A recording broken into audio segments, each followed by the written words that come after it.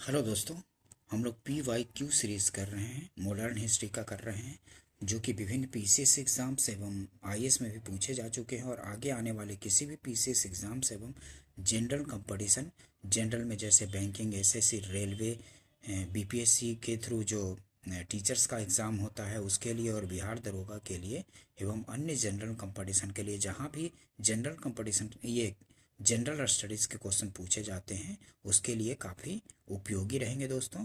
ठीक है, चलिए देखते हैं। मॉडर्न हिस्ट्री का क्वेश्चन देख रहे हैं। निष्क्रिय विरोध के सिद्धांत का प्रतिपादन किसने किया? तो निष्क्रिय विरोध के सिद्धांत का प्रतिपादन किया था अरविंद घोष ने किया था। ठीक है, डी आंसर होगा। नेक्स्ट देखते हैं। निम्न कथनों पर विचार कीजिए तथा नीचे दिए गए कूट से सही उत्तर चुनिए। तो सुभाष चंद्र बोस ने फॉरवर्ड ब्लॉक का गठन किया था, ये सही है। सुभाष चंद्र बोस ने ही फॉरवर्ड ब्लॉक का गठन किया था। ठीक है, और Bhagat Singh Hindustan republican socialist association के संस्थापकों में से एक थे। हिंदुस्तान सोशलिस्ट रिपब्लिकन एसोसिएशन का गठन जो 1928 में किया गया था, उसमें भगत सिंह भी शामिल थे। ठीक है, तो ये भी सही है। तो 1 और 2 दोनों सही है, इसका मतलब सी आंसर हो जाएगा। ठीक है, एक्सप्लेनेशन देखिए। सुभाष चंद्र बोस ने कांग्रेस के अध्यक्ष पद त्याग करने के बाद 3 मई 1939 को 1939 को फॉरवर्ड ब्लॉक की स्थापना की। सितंबर 1928 में फिरोज शाह कोटला मैदान में चंद्रशेखर आजाद के नेतृत्व में एक बैठक हुई, जिसमें Hindustan socialist Republican association HSRA इसको बोला जाता था। ठीक है, Hindustan socialist Republican association HSRA की स्थापना की गई। भगत सिंह इसके संस्थापक सदस्यों में से थे। ठीक है, नेतृत्व किनका था? तो चंद्रशेखर आजाद के नेतृत्व में HSRA का गठन 1928 में किया गया था और इसमें भगत सिंह भी संस्थापकों में से थे। ठीक है, तो दोनों बातें सही हो गई। नेक्स्ट देखते हैं। निम्नलिखित में से किस क्रांतिकारी की फांसी गोरखपुर जेल में हुई थी? तो गोरखपुर जेल में हुई थी राम प्रसाद बिस्मिल की फांसी। ठीक है, निम्नलिखित में से किस क्रांतिकारी की फांसी गोरखपुर जेल में हुई थी? तो राम प्रसाद बिस्मिल की फांसी गोरखपुर जेल में हुई थी। ए आंसर हो जाएगा। ठीक है, काकोरी कांड 9 अगस्त 1925 ईस्वी को घटित हुआ। इस घटना में कुल 29 भारतीय क्रांतिकारी पकड़े गए। इनमें राम प्रसाद बिस्मिल, अशफाकुल्ला खां, रोशन सिंह, राजेंद्र लाहिड़ी आदि पर मुकदमा चलाकर फांसी दे दी गई। इनमें से राम प्रसाद बिस्मिल को फांसी गोरखपुर जेल में दी गई, राजेंद्र लाहिड़ी को गोंडा में, रोशन सिंह को इलाहाबाद में तथा अशफाकुल्ला खां को फैजाबाद में फांसी दी गई थी। ठीक है, राम प्रसाद बिस्मिल को कहाँ? गोरखपुर में, राजेंद्र लाहिड़ी को कहाँ? गोंडा जेल में, और रोशन सिंह को इलाहाबाद में, अशफाकुल्ला खां को कहाँ? तो फैजाबाद में फांसी दी गई थी। ध्यान रखेंगे, डिटेल्स पूछे जाते हैं। ठीक है, राम प्रसाद बिस्मिल को कहाँ पे? तो गोरखपुर जेल में फांसी दी गई थी। ध्यान रखेंगे दोस्तों, काफ़ी पूछे जाते रहते हैं, किसी भी या तो जनरल में भी पूछे जाते हैं और स्टेट PCS IAS में भी पूछे जाते हैं। ठीक है, नेक्स्ट देखते हैं। निम्नलिखित में से किस कारागार में पंडित राम प्रसाद बिस्मिल को फांसी दी गई थी? तो पंडित राम प्रसाद बिस्मिल को फांसी दी गई थी गोरखपुर जेल में। ठीक है, सी आंसर होगा। नेक्स्ट देखते हैं। निम्नलिखित में से कौन एक उग्रवादी था? उग्रवादी मतलब गर्म पंथ के नेता कौन थे? तो आपको पता है, बिपिन चंद्र पाल। ठीक है, लाल बाल पाल की तिकड़ी गर्म दल के नेता थे, और एक अरविंद घोष भी थे, मतलब बाल गंगाधर तिलक, बिपिन चंद्र पाल, लाला लाजपत राय, तो बिपिन चंद्र पाल हो गया। ठीक है, ध्यान रखेंगे दोस्तों, काफ़ी क्वेश्चन इंपॉर्टेंट हैं, पूछे जाते रहते हैं। गर्म दल के नेता कौन थे? नरम दल के कौन थे? निम्नलिखित में से किस महिला क्रांतिकारी ने दीक्षांत समारोह में अपनी उपाधि डिग्री ग्रहण करते समय अंग्रेज गवर्नर कुलाधिपति पर गोली चलाई थी? तो वो कौन थी? बीना दास थी। सी आंसर होगा। ठीक है, दिसंबर 1931 में बंगाल की 2 स्कूली छात्राओं शांति घोष और सुनिधि चौधरी ने एक जिला अधिकारी को गोली मारकर उसकी हत्या कर दी। जनवरी 1932 में बीना दास ने दीक्षांत समारोह में उपाधि ग्रहण करते करते समय बहुत नज़दीक से गवर्नर पर गोली चलाई थी। किसने? तो बीना दास ने दीक्षांत समारोह में उपाधि ग्रहण करते समय बहुत नज़दीक से गवर्नर पर गोली चलाई थी। ठीक है, बीना दास थी। सी आंसर होगा। किसने कहा था आलोचना और स्वतंत्र चिंतन एक क्रांतिकारी की दो विशेषताएं हैं? तो वो कौन थे? भगत सिंह थे। भगत सिंह ने कहा था कि आलोचना और स्वतंत्र चिंतन एक क्रांतिकारी की दो विशेषताएं हैं। ध्यान रखेंगे दोस्तों, भगत सिंह ने कहा था। नेक्स्ट देखते हैं भारत से बाहर क्रांतिकारी गतिविधियों के बारे में। इनसे भी काफ़ी क्वेश्चन पूछे जाते रहते हैं दोस्तों। चलिए बढ़ते हैं आगे। भारत से बाहर क्रांतिकारी गतिविधियां। लंदन में इंडियन होम रूल सोसाइटी को प्रारंभ किया। किसने? तो लंदन में इंडियन होम रूल सोसाइटी को प्रारंभ किया था श्याम जी कृष्ण वर्मा ने प्रारंभ किया था। ठीक है, डी आंसर हो जाएगा। फरवरी 1905 में लंदन में श्याम जी कृष्ण वर्मा ने इंडियन होम रूल सोसाइटी की स्थापना की, जिसे इंडिया हाउस के नाम से भी जाना जाता है। इस संस्था का उद्देश्य अंग्रेजी सरकार को आतंकित कर स्वराज प्राप्त करना था। यहाँ से एक समाचार पत्र सोशियोलॉजिस्ट का प्रकाशन भी प्रारंभ किया गया। लंदन में सरकारी तंत्र के विशेष सक्रिय होने के कारण श्याम जी वहाँ से पेरिस और अंततः जिनेवा चले गए थे। ठीक है, ध्यान रखेंगे। डिटेल से भी क्वेश्चन आ सकते हैं, तो उसको भी ठीक से करेंगे दोस्तों। ठीक है, श्याम जी कृष्ण वर्मा ने इंडियन होम रूल सोसाइटी की स्थापना की थी। कहाँ की थी? तो लंदन में की थी। इंडियन होम रूल सोसाइटी की स्थापना श्याम जी कृष्ण वर्मा ने लंदन में। ध्यान रखेंगे, ये आंसर होगा। नेक्स्ट देखते हैं इंडियन होम रूल सोसाइटी स्थापित हुई थी। कब हुई थी? तो 1905 मतलब 1905 ईस्वी में इंडियन होम रूल सोसाइटी स्थापित हुई थी। ठीक है, श्याम जी कृष्ण वर्मा द्वारा लंदन में इंडियन होम रूल सोसाइटी के कितना बार पूछा गया है। ठीक है, काफी इंपॉर्टेंट संगठन था। लंदन में इंडिया हाउस की स्थापना की थी किसने? तो श्याम जी कृष्ण वर्मा ने की थी। ये आंसर होगा। नेक्स्ट देखते हैं वह कौन था जिसने गदर पार्टी को स्थापित किया था? तो लाला हरदयाल थे जिसने कि गदर पार्टी को स्थापित किया। ठीक है, लाला हरदयाल। ये आंसर हो जाएगा। 1913 ईस्वी में सोहन सिंह भाकना ने Hindustan Association of the Pacific Coast नामक संस्था की स्थापना की। इस संस्था ने गदर नामक एक अखबार निकाला, जिसमें इस संस्था का नाम भी गदर ये जो संस्था थी Hindustan Association of the Pacific Coast नामक संस्था की स्थापना किसने की थी? सोहन सिंह भाकना ने 1913 में। इस संस्था ने गदर नामक एक अखबार निकाला। ठीक है, जिससे इस संस्था का नाम भी गदर पार्टी पड़ गया। लाला हरदयाल इस संस्था के मनीषी पथ प्रदर्शक थे। ठीक है, लाला हरदयाल जो थे इस संस्था के मनीषी पथ प्रदर्शक थे। गदर पार्टी के सदस्यों में रामचंद्र, बरकतुल्ला, रास बिहारी बोस, राजा महेंद्र प्रताप, अब्दुल रहमान, मैडम बिकाजी कामा, भाई परमानंद, करतार सिंह सराभा तथा पंडित काशीराम प्रमुख थे। चूंकि विकल्प में सोहन सिंह भाकना नहीं दिया गया है, इसलिए विकल्प ए सही होगा। ठीक है, इसमें अगर सोहन सिंह भाकना ऑप्शन में होता तो सोहन सिंह भाकना होता। ये गदर पार्टी की स्थापित किसने किया था? तो सोहन सिंह भाकना ने किया था। लेकिन यहाँ पे चूंकि सोहन सिंह भाकना का नाम नहीं है, तो उसके बाद जो थे नेता लाला हरदयाल थे। ठीक है, तो लाला हरदयाल का नाम दिया गया है। ठीक है, ध्यान रखेंगे इस चीज को। निम्न में से किसने गदर पार्टी का गठन किया? तो गदर पार्टी का गठन किया था लाला हरदयाल ने। ठीक है, अगर सोहन सिंह भाकना का नाम दिया होता तो सोहन सिंह भाकना नाम देते। यहाँ पे अगर वो नहीं है तो फिर लाला हरदयाल देंगे। ठीक है, निम्न में से किसने गदर पार्टी का गठन किया था? तो लाला हरदयाल ने 1913 ईस्वी में। गदर पार्टी की स्थापना कब हुई थी? तो हुई थी 1913 में, 1913 ईस्वी में। ध्यान रखेंगे दोस्तों, काफी बार पूछे जाते हैं। गदर पार्टी का नेता कौन था? तो गदर पार्टी का नेता लाला हरदयाल थे। बी आंसर हो जाएगा। गदर पार्टी की स्थापना की थी किसने की थी?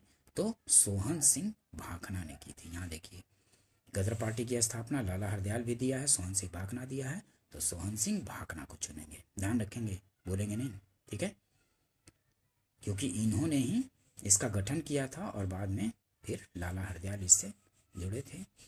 तो अगर इनका नाम नहीं हो तब इनका नाम देंगे, गदर पार्टी, गदर आंदोलन की स्थापना में, ठीक है।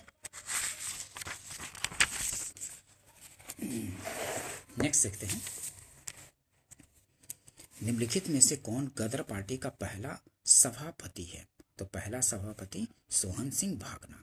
निम्नलिखित में से कौन गदर पार्टी का पहला सभापति है? तो सोहन सिंह भाकना है, बी आंसर होगा। गदर पार्टी पराधीन भारत को अंग्रेजों से स्वतंत्र कराने के उद्देश्य से बना एक संगठन था। इसे अमेरिका और कनाडा के भारतीयों ने 1913 ईस्वी में बनाया था, ठीक है। यह पार्टी हिंदुस्तानी गदर नाम का पत्र भी निकालती थी, जो उर्दू और पंजाबी में प्रकाशित होता था। गदर पार्टी के संस्थापक अध्यक्ष सरदार सोहन सिंह भाकना थे, ठीक है। गदर पार्टी के जो संस्थापक अध्यक्ष थे वो थे सोहन सिंह भाकना थे, ध्यान रखेंगे इस चीज को। प्रथम विश्व युद्ध के दौरान सक्रिय होने वाले गदर क्रांतिकारियों का आधार स्थल कहाँ था? तो जो प्रथम विश्व युद्ध के दौरान सक्रिय होने वाले गदर क्रांतिकारियों का आधार स्थल कौन था? तो पश्चिमी अमेरिका था, ठीक है। जो अमेरिका था, यूएसए का जो सैन फ्रांसिस्को वाला जो एरिया पड़ता है वहीं पे गदर पार्टी का स्थापना हुआ था। तो जो सैन फ्रांसिस्को पड़ता है अमेरिका, यूएसए के पश्चिमी भाग में पड़ता है, तो ये पश्चिमी अमेरिका होगा, ठीक है। ध्यान रखेंगे इस चीज को, पश्चिमी अमेरिका गदर क्रांतिकारियों का आधार स्थल। डिटेल्स देखिए और अच्छे से पता चल जाएगा। प्रथम विश्व युद्ध के दौरान सक्रिय होने वाले गदर क्रांतिकारियों का आधार स्थल उत्तरी अमेरिका का मुख्य देश, जो उत्तर अमेरिका, नॉर्थ अमेरिका है, उसका मुख्य देश संयुक्त राज्य अमेरिका का सैन फ्रांसिस्को नगर था। वहीं पे गदर पार्टी का गठन किया गया था, सैन फ्रांसिस्को नगर था। सैन फ्रांसिस्को संयुक्त राज्य अमेरिका के पश्चिमी भाग में स्थित है। यदि अमेरिका का अर्थ संयुक्त राज्य अमेरिका से लगाया जाए तो सही उत्तर सी होगा, किंतु यदि अमेरिका का अर्थ अमेरिका महाद्वीप से लगाया जाए तो सही उत्तर बी होगा, मतलब उत्तरी अमेरिका, ठीक है। अगर पूरा महाद्वीप से लगाया जाए तो गदर पार्टी का गठन कहाँ हुआ? उत्तरी अमेरिका में। अगर सिर्फ इसका मतलब अमेरिका से मतलब अगर यूएसए से है तो उसका पश्चिमी क्षेत्र सैन फ्रांसिस्को वाला क्षेत्र है, ठीक है। ध्यान रखेंगे इस चीज को, ठीक है, कंफ्यूज नहीं होंगे दोस्तों। गदर पार्टी की स्थापना हुई थी, कहाँ हुई थी? तो संयुक्त राज्य अमेरिका में, ठीक है, डी आंसर होगा। निम्नलिखित में से किस देश में गदर पार्टी की स्थापना हुई थी? तो कहाँ हुई थी? यूएसए में हुई थी, ए आंसर होगा। काफी इंपॉर्टेंट संगठन है दोस्तों, जो कि प्रथम विश्व युद्ध के दौरान ये संगठन बना था, ठीक है। गदर क्या था? तो गदर क्या था? भारतीयों का एक क्रांतिकारी संघ जिसका प्रधान कार्यालय सैन फ्रांसिस्को में था, ठीक है, यूएसए के सैन फ्रांसिस्को में, ये आंसर होगा, ध्यान रखेंगे। गदर पार्टी की स्थापना जून 1913 में पराधीन भारत को अंग्रेजों से स्वतंत्र कराने के उद्देश्य से की गई थी। इसे अमेरिका एवं कनाडा में बसे भारतीयों द्वारा गठित किया गया था। पार्टी का मुख्यालय सैन फ्रांसिस्को अमेरिका में स्थित था, ध्यान रखेंगे इस चीज को। गदर पार्टी का मुख्यालय कहाँ था? तो गदर पार्टी का मुख्यालय था सैन फ्रांसिस्को, यूएसए के सैन फ्रांसिस्को में, ये आंसर होगा। गदर पार्टी, ये गदर क्रांति छेड़ने का सबसे महत्वपूर्ण कारण क्या था? तो गदर क्रांति छेड़ने का सबसे महत्वपूर्ण कारण था प्रथम महायुद्ध का शुरू होना, सी आंसर होगा, ध्यान रखेंगे। प्रथम महायुद्ध का शुरू होना जो था वही गदर क्रांति छेड़ने का सबसे महत्वपूर्ण कारण था, ठीक है दोस्तों, सी आंसर होगा, ध्यान रखेंगे। डिटेल्स देखते हैं, एक्सप्लेनेशन, तो इससे और अच्छे से आपको क्लियर होगा। स्वदेशी आंदोलन के निष्क्रिय होने से भारतीय राष्ट्रवाद के प्रहरी भी निष्क्रिय हो गए थे। 1914 ईस्वी में अचानक छिड़े प्रथम विश्व युद्ध ने भारतीय राष्ट्रीयता के प्रहरियों को झकझोरा, उन्हें उद्वेलित किया। उस समय यह धारणा प्रचलित थी कि ब्रिटेन पर किसी भी तरह का संकट भारत के हित में है, उनके लिए एक मौका है। इस मौके का कई जगहों पर कई तरह से फायदा उठाया गया। उत्तरी अमेरिका में गदर क्रांतिकारियों और भारत में लोकमान्य तिलक, एनी बेसेंट एवं उनके स्वदेशी संगठनों ने इस मौके का लाभ उठाया। गदर क्रांतिकारियों ने सशस्त्र संघर्ष के माध्यम से अंग्रेजी हुकूमत को उखाड़ फेंकने का प्रयास किया था। ठीक है, ध्यान रखेंगे। नेक्स्ट देखते हैं दोस्तों, निम्नलिखित में से वह कौन व्यक्ति था जिसने विदेश में गणतंत्रात्मक सरकार की स्थापना की थी? तो विदेश में गणतंत्रात्मक सरकार की स्थापना की थी महेंद्र प्रताप थे। ठीक है, महेंद्र प्रताप, ए आंसर हो जाएगा। निम्नलिखित में से वह कौन व्यक्ति था जिसने विदेश में गणतंत्रात्मक सरकार की स्थापना की थी? तो महेंद्र प्रताप ने की थी, ये आंसर हो जाएगा। डिटेल्स देखते हैं।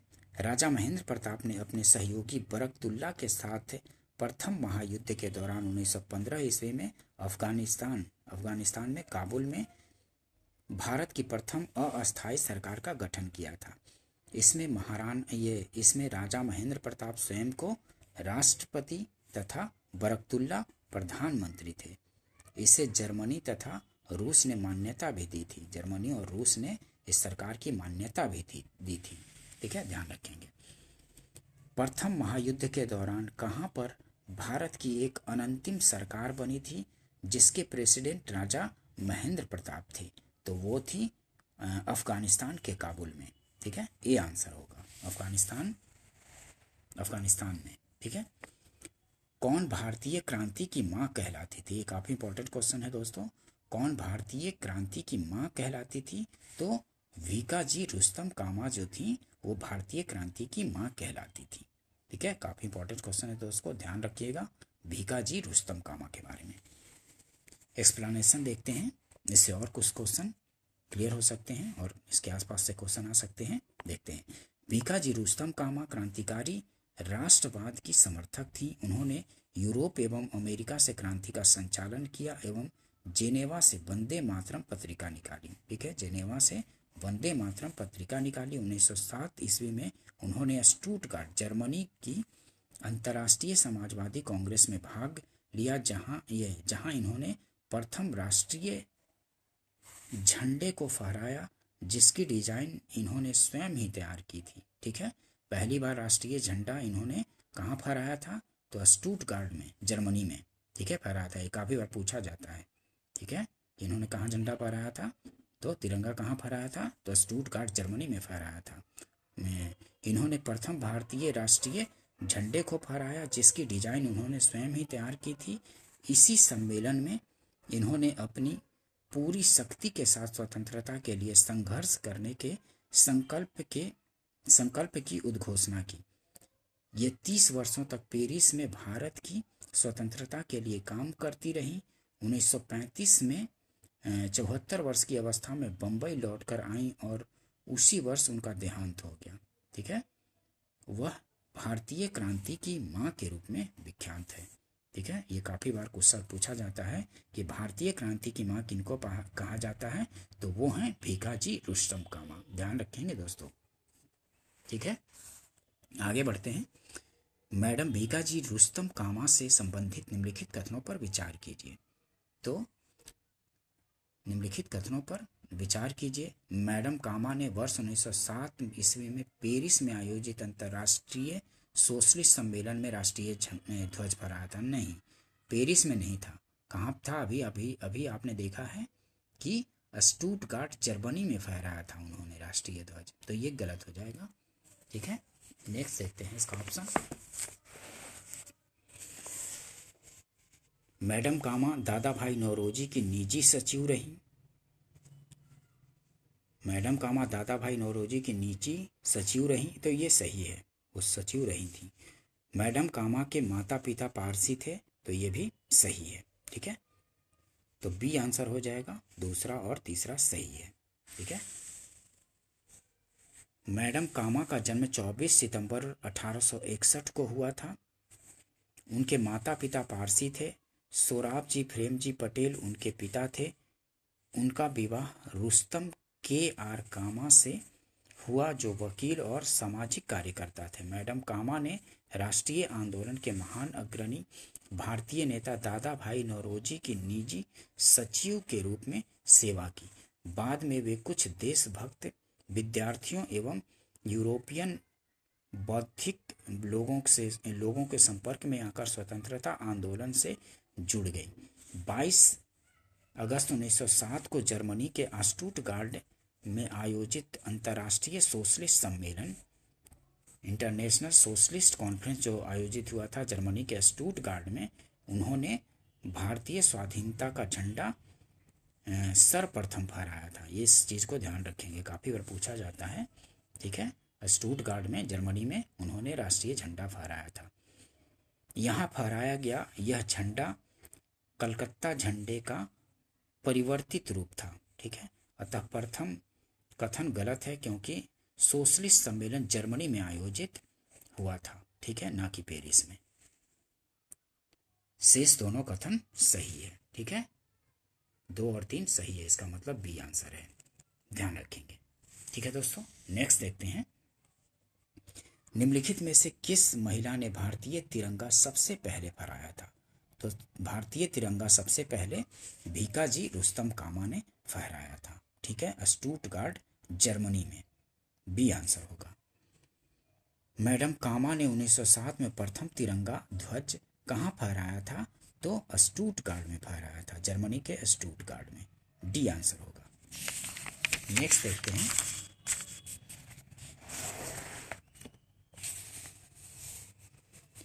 निम्नलिखित में से किस युग्म को इंग्लैंड में अंग्रेज अधिकारियों की हत्या के आरोप में फांसी की सजा मिली? तो मदन लाल ढींगरा तथा उधम सिंह को मिली थी। निम्नलिखित में से किस युग्म को इंग्लैंड में अंग्रेज अधिकारियों की हत्या के आरोप में फांसी की सजा मिली? तो वो मदन लाल ढींगरा तथा उधम सिंह को इंग्लैंड में अंग्रेज अधिकारियों की हत्या के आरोप में फांसी की सजा मिली थी। ठीक है,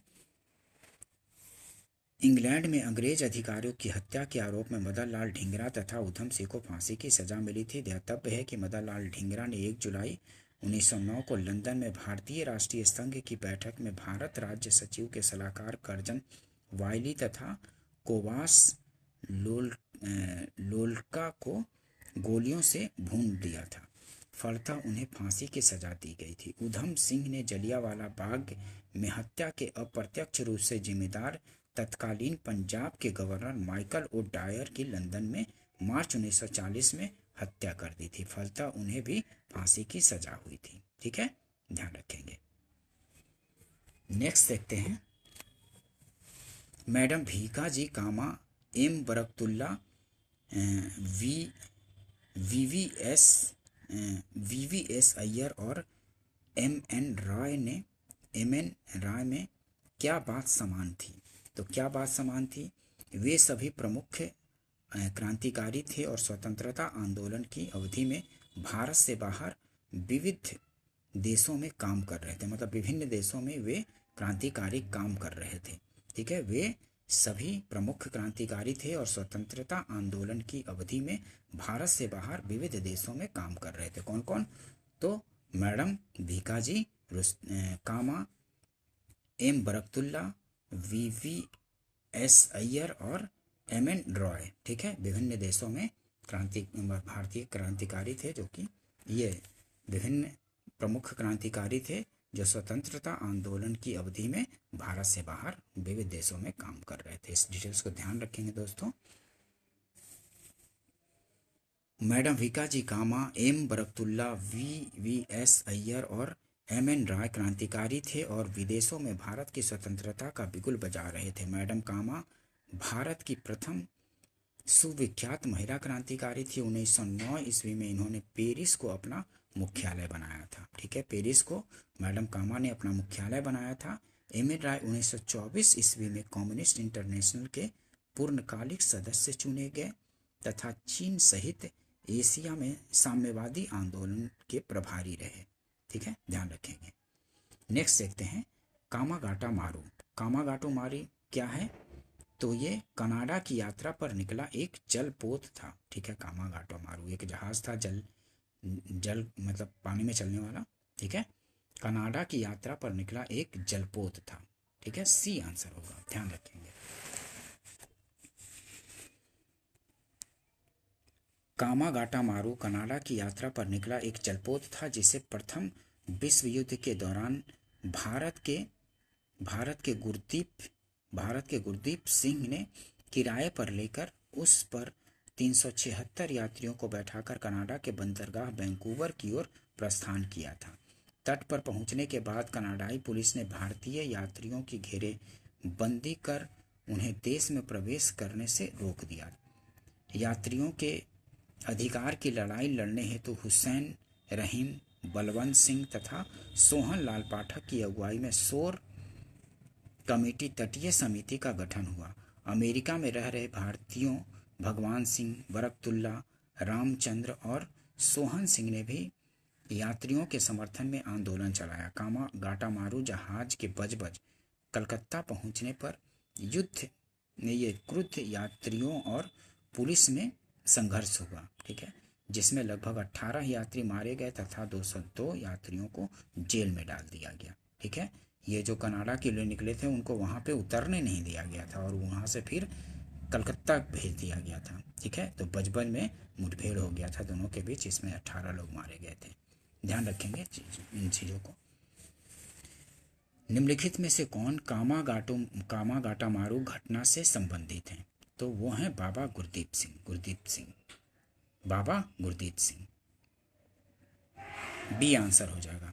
कामागाटामारू प्रसिद्ध है। कामागाटामारू एक जलपोत के नाते प्रसिद्ध है। ठीक है, एक जलपोत था।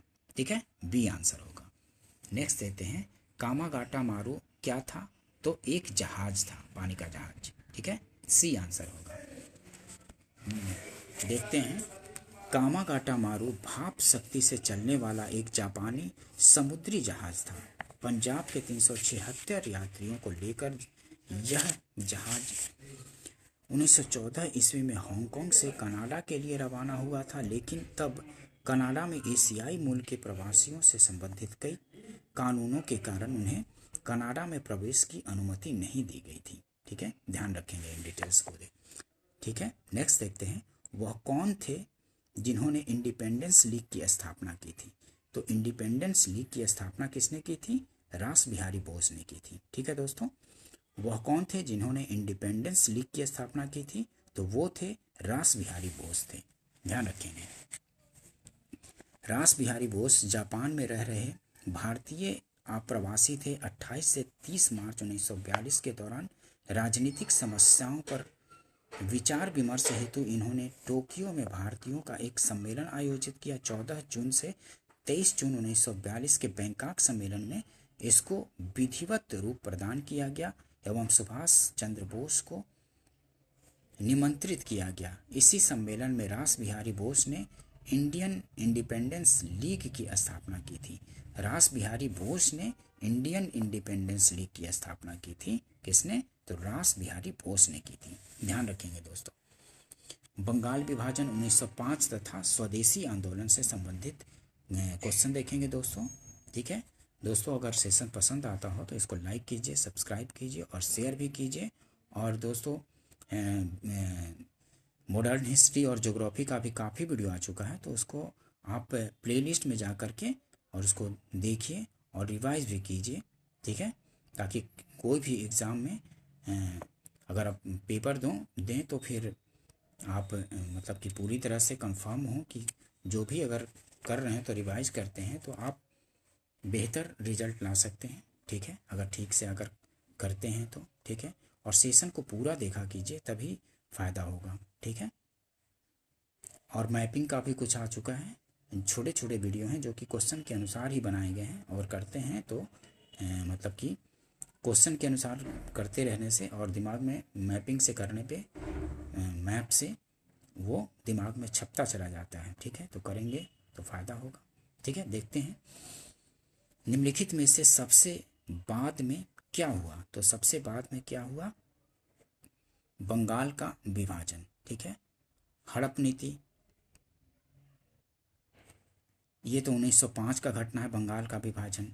अस्थाई बंदोबस्त, ये कब का? 1793 का है। सहायक संधि, ये विलेजली का टाइम का है। तो देखिए सबसे बाद का बंगाल का विभाजन 1905 ईस्वी। ये उपर्युक्त घटनाओं में सर्वप्रथम 1793 में लॉर्ड कॉर्नवालिस ने अस्थायी बंदोबस्त प्रणाली लागू की। ठीक है। लॉर्ड वेलेस्ली 1798 से 1805 ने भारतीय राज्यों को अंग्रेजी राजनीतिक परिधि में लाने के लिए सहायक संधि टीके प्रणाली का प्रयोग किया। लॉर्ड डलहौजी 1848 से 56 ने अंग्रेजी साम्राज्य का विस्तार करने हेतु हड़प नीति का प्रयोग किया। प्रश्नगत विकल्पों में सबसे बाद में लॉर्ड कर्जन द्वारा 1905 में बंगाल का विभाजन किया गया था। ठीक है, ध्यान रखेंगे इस चीज को। नेक्स्ट देखते हैं, बंग भंग विरोधी आंदोलन का प्रारंभ किस तिथि से हुआ था? तो बंग भंग विरोधी आंदोलन का प्रारंभ 7 अगस्त 1905 ईस्वी को हुआ था। ठीक है, 7 अगस्त 1905 ईस्वी को बंग भंग विरोधी आंदोलन का प्रारंभ किया गया था। ठीक है, ध्यान रखेंगे। एक्सप्लेनेशन देखते हैं, इससे और क्वेश्चन डिटेल समझ में आएंगे ठीक से। ब्रिटिश सरकार ने 19 जुलाई 1905 को बंगाल विभाजन के निर्णय की 19 जुलाई को बंगाल विभाजन का निर्णय किया गया ब्रिटिश सरकार द्वारा। ठीक है, निर्णय की घोषणा कर दी 7 अगस्त 1905 को कलकत्ता के टाउन हॉल में। ठीक है, कलकत्ता के टाउन हॉल में एक ऐतिहासिक बैठक में स्वदेशी आंदोलन की विधिवत घोषणा कर दी गई। इसमें ऐतिहासिक बहिष्कार प्रस्ताव पारित हुआ। ठीक है, इसी के बाद बंगाल के विभिन्न क्षेत्रों में बंग भंग विरोधी आंदोलन औपचारिक रूप से एकजुट होकर प्रारंभ हो गया। ठीक है, 16 अक्टूबर 1905 को बंगाल विभाजन प्रभावी हो गया। इस दिन पूरे बंगाल में 16 अक्टूबर को ही पूरे बंगाल में शोक दिवस के रूप में मनाया गया। रविंद्रनाथ टैगोर के सुझाव पर संपूर्ण बंगाल में इस दिन को राखी दिवस के रूप में मनाया गया। विभाजन के बाद बंगाल पूर्वी और पश्चिमी बंगाल में बंट गया। ठीक है, पूर्वी बंगाल और असम को मिलाकर एक नया प्रांत बनाया गया जिसमें राजशाही, चटगांव, ढाका आदि सम्मिलित थे।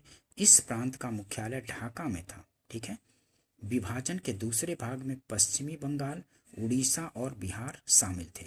ठीक है, ध्यान रखेंगे। नेक्स्ट क्वेश्चन देखते हैं दोस्तों, भारतीय स्वतंत्रता संग्राम के संदर्भ में 16 अक्टूबर 1905 निम्नलिखित कारणों में से किसके लिए प्रसिद्ध है?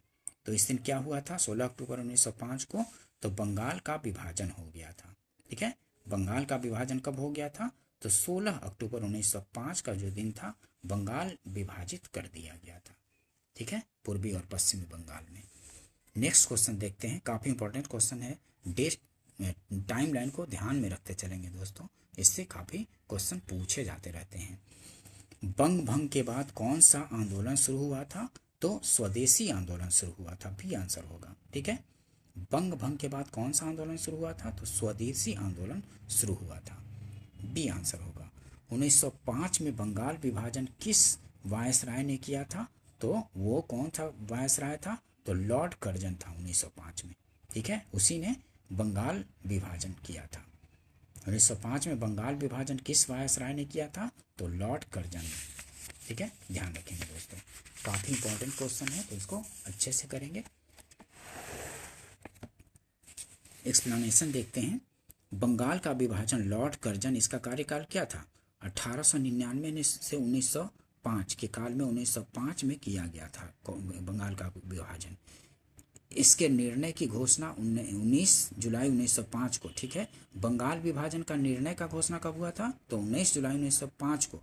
20 जुलाई भी देता है कहीं कहीं, तो 19 या 20 जुलाई मानेंगे। ठीक है, 19 जुलाई या 20 जुलाई भी, तो इसी को मानेंगे घोषणा का टाइम। तथा 16 अक्टूबर 1905 से लागू हुआ था बंगाल विभाजन। 16 अक्टूबर 1905 को बंगाल को विभाजित कर दिया गया था इस दिन, 16 अक्टूबर 1905 को। ठीक है, 1911 के दिल्ली दरबार में बंगाल के विभाजन को निरस्त करने की घोषणा की गई थी। 1911 में ये जो बंगाल विभाजन हुआ था इसको रद्द कर दिया गया था दिल्ली दरबार में, जो 1911 में दिल्ली दरबार हुआ था। इन सब डिटेल को ध्यान रखेंगे दोस्तों। ठीक है, बंगाल का विभाजन करने वाला गवर्नर जनरल कौन था? तो वो कौन था? लॉर्ड कर्जन था। कब हुआ था? तो 1905 में। ठीक है, बंगाल के विभाजन के समय बंगाल का लेफ्टिनेंट गवर्नर कौन था? तो बंगाल का लेफ्टिनेंट गवर्नर था सर एंड्रूज फ्रेजर था, सर एंड्रूज फ्रेजर। नेक्स्ट देखते हैं, निम्नलिखित में से किसने बंगाल के विभाजन 1905 के विरोध में हुए आंदोलन का नेतृत्व किया था? तो वो थे सुरेंद्र नाथ बनर्जी। ठीक है, निम्नलिखित में से किसने बंगाल के विभाजन 1905 के विरोध में हुए आंदोलन का नेतृत्व किया था? तो सुरेंद्र नाथ बनर्जी थे। ठीक है दोस्तों, ध्यान रखेंगे इस चीज को। नेक्स्ट देखते हैं, निम्नलिखित में से कौन स्वदेशी आंदोलन का आलोचक था एवं पूर्व तथा पाश्चात्य के मध्य एक बेहतर संबंध का समर्थक था? तो वे थे R.N. टैगोर, रविंद्रनाथ टैगोर जो थे पूर्व और पाश्चात्य के मध्य बेहतर संबंध के समर्थक थे। ठीक है, निम्नलिखित में से कौन स्वदेशी आंदोलन के आलोचक थे? ये रविंद्रनाथ टैगोर थे, जो वो स्वदेशी आंदोलन के आलोचक थे एवं पूर्व तथा पाश्चात्य के मध्य एक बेहतर संबंध के समर्थक थे। R.N. टैगोर, रविंद्रनाथ टैगोर। डिटेल्स देखते हैं और अच्छे से ध्यान में आ जाएगा। रविंद्रनाथ टैगोर स्वदेशी आंदोलन के आलोचक थे एवं पूर्व एवं पाश्चात्य सभ्यता के मध्य एक बेहतर समन्वय संबंध के समर्थक थे। उनका मानना था कि पश्चिम ने पूर्व को समझने में गलती की है और यह दोनों के बीच असामंजस्य का मूल कारण है, परंतु इसका यह अर्थ नहीं कि पूर्व भी पश्चिम को समझने में गलती करे। ठीक है, ध्यान रखेंगे। बंगाल में ब्रिटेन की वस्तुओं के बहिष्कार का सुझाव सर्वप्रथम किसने दिया था? बंगाल में ब्रिटेन की वस्तुओं के बहिष्कार का सुझाव सर्वप्रथम किसने दिया था? तो कृष्ण कुमार मित्र ने दिया था। बी आंसर हो जाएगा, कृष्ण कुमार मित्र ने। नेक्स्ट देखते हैं, ब्रिटिश वस्तुओं के बहिष्कार को राष्ट्रीय नीति के रूप में अपनाया गया था। तो 1905 में ब्रिटिश वस्तुओं के बहिष्कार को राष्ट्रीय नीति के रूप में अपनाया गया था। तो 1905 में अपनाया गया था। ठीक है, डिटेल्स देखते हैं। लॉर्ड कर्जन ने 19 जुलाई 1905 को बंगाल विभाजन की घोषणा की। ठीक है, ये डेट ध्यान रखेंगे, इस दिन घोषणा की, जिसके परिणाम स्वरूप 7 अगस्त 1905 को कलकत्ता के टाउन हॉल में स्वदेशी आंदोलन की घोषणा की गई। इसके विरोध में क्या किया गया? ये तो घोषणा किया गया क्या, बंगाल को विभाजित किया जाएगा।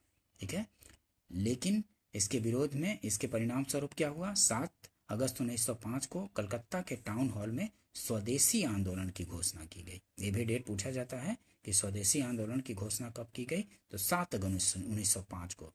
ठीक है, इसी बैठक में ऐतिहासिक बहिष्कार प्रस्ताव पारित हुआ, जिसमें ब्रिटिश वस्तुओं के बहिष्कार को राष्ट्रीय नीति के रूप में अपनाया गया। ठीक है दोस्तों, ध्यान रखेंगे इस चीज को।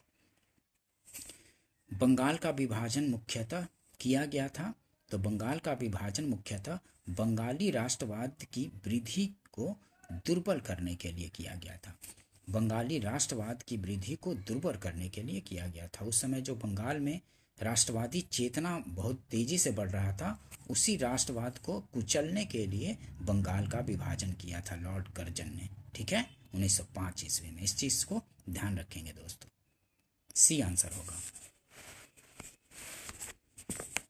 डिटेल्स देखते हैं। ऊपरी तौर पर यदि ब्रिटिश सरकार ने इसका उद्देश्य प्रशासनिक सुविधा बताया था। ठीक है, इन्होंने बताया था कि प्रशासनिक सुविधा के लिए बंगाल का विभाजन किया जा रहा है, परंतु वास्तव में बंगाल विभाजन मुख्यतः बंगाली राष्ट्रवाद की वृद्धि को दुर्बल करने के लिए किया गया था। ठीक है, तत्कालीन वायसराय लॉर्ड कर्जन के अनुसार अंग्रेजी हुकूमत का यह प्रयास कलकत्ता को सिंहासनाच्युत करना तथा बंगाली आबादी का बंटवारा करना था, एक ऐसे केंद्र को समाप्त करना था जहां से बंगाल एवं पूरे देश में कांग्रेस पार्टी का संचालन होता था और साजिशें रची जाती थी। ठीक है, ध्यान रखेंगे इस चीज को। नेक्स्ट देखते हैं,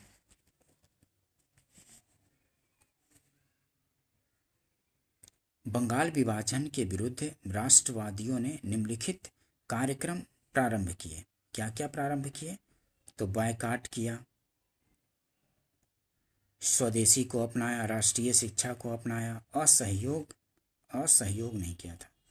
ठीक है, ब्रिटिश से असहयोग नहीं इस दौरान हुआ था, बायकॉट हुआ था, स्वदेशी को अपनाया गया था और राष्ट्रीय शिक्षा को अपनाया गया था। तो डी आंसर हो जाएगा। ठीक है, डिटेल्स देखिए थोड़ा।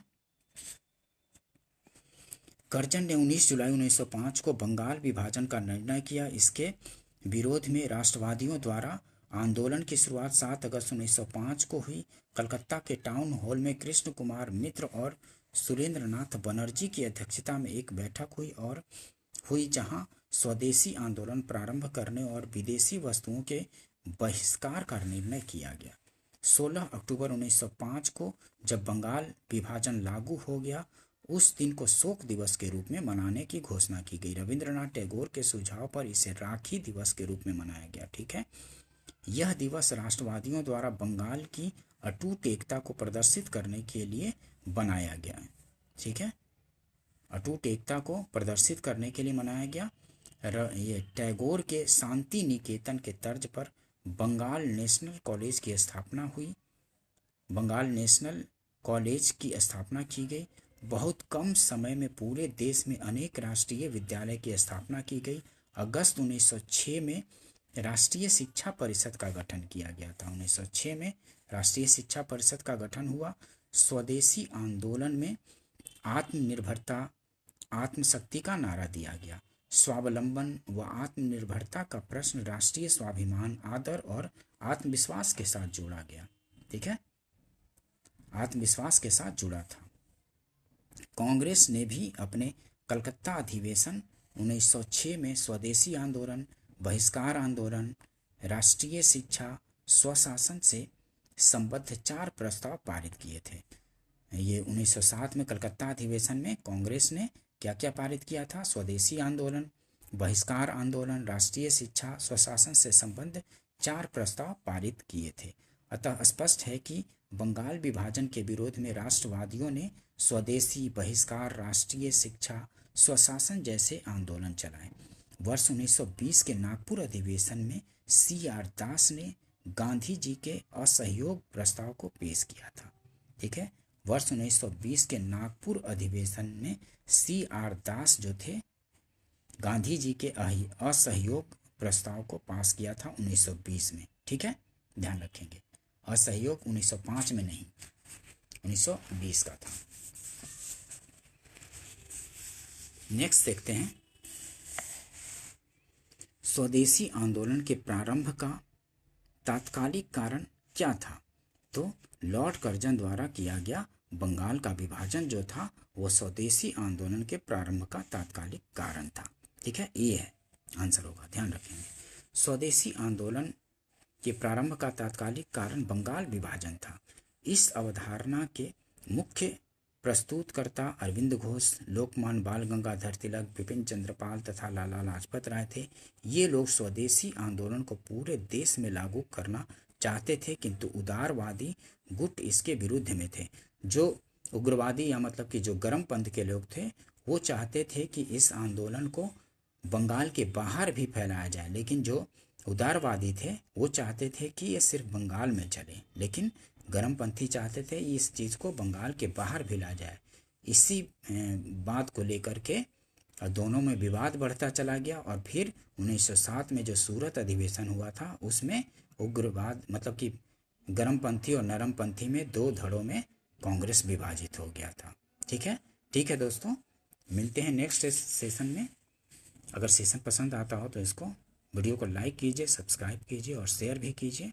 ठीक है दोस्तों, मिलते हैं नेक्स्ट वीडियो में। वीडियो देखने के लिए थैंक यू।